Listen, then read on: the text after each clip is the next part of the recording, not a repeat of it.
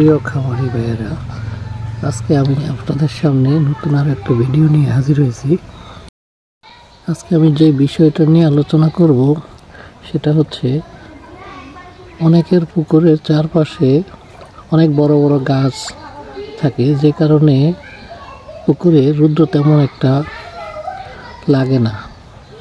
যেমন আমি যে খামারটার পাশে বসে আছি, আমি যদি এখন দেখাই আপনাদেরকে, যেমন ক্যামেরাটা এখন ধরা আছে উত্তর দিকে, যদি আপনারা দেখেন উত্তর দিকে সম্পূর্ণটাই বাঁশঝাড়ে ঢাকা, এবং পশ্চিম দিকটা দেখেন, পশ্চিম দিকটাও একই অবস্থা, গাছপালাতে ঢাকা। দেন আমি যদি আপনাদেরকে আবার একটু পূর্ব দিকে দেখাই, এবং এদিকেও প্রায় গাছেই সম্পূর্ণ ঢাকা। শুধু হচ্ছে আমি যেই পাশে বসে আছি দক্ষিণ পাশটাতে, এখানে একটু গাছপালা কম, হয়তো দিনের 2 ঘন্টা থেকে 3 ঘন্টা সূর্যের আলো লাগে। এই ধরনের পুকুরে মাছের পোনা দিলে বেশিরভাগ ক্ষেত্রে দেখা যায় মাছের পোনাগুলা মারা যায় বা দীর্ঘদিন রাখা যায় না। তো এইসব ক্ষেত্রে অনেকে আমার কাছে জিজ্ঞেস করেন, যেখানে সূর্যের আলো খুবই কম, এইসব পুকুরে কী ধরনের মাছ দেওয়া যায়।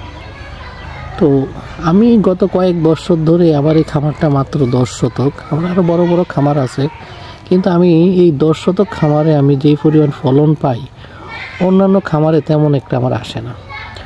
তো আমি প্রথম দিকে এটাতে কয়েকবার রুই বা সরপুঁটি, তেলাপিয়া মাছ এগুলো দেওয়ার চেষ্টা করছি, কিন্তু কোনোভাবে আমি সফল হই নাই।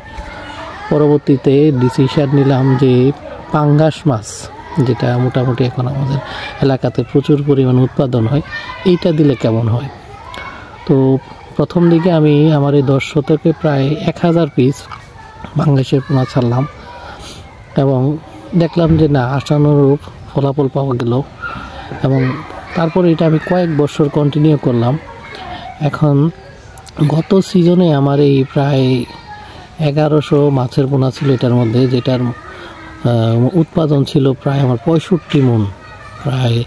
আমি প্রায় এটা 1.5 বছরের মতন চাষবাস করি, তো সেখানে আমার উৎপাদন আসছে প্রায় 65 মণ। এই ধরনের পুকুরের ক্ষেত্রে কিছু সাবধানতা অবলম্বন করতে হয়, কারণ পুকুরের চতুর্দিকে যেহেতু প্রচুর পরিমাণে গাছপালা আছে, তাই প্রচুর পাতা পড়ে পানির মধ্যে। তাই মাঝে মাঝে খেয়াল রাখতে হবে, অথবা সবসময় সতর্ক থাকতে হবে যেন পানির কোনো দূষণ না হয়। যদি এরকম হয় তাহলে মাঝে মাঝে পানি পরিবর্তন করে দিতে হবে, এবং সব সময় খেয়াল রাখতে হবে যদি কোনো কারণে পুকুরে কোনো মাছ মারা যায়, যত তাড়াতাড়ি সম্ভব এইসব মাছ যেন তাড়াতাড়ি তুলে ফেলা যায়, তা না হলে মাছ পচে জীবাণু ছড়াইতে পারে। ধন্যবাদ সবাইকে এতক্ষণ আমার সাথে থাকার জন্য। যারা নিত্য নতুন এরকম ভিডিও পেতে চান তারা অবশ্যই আমার এই চ্যানেলটি সাবস্ক্রাইব করে আমার পাশে থাকবেন।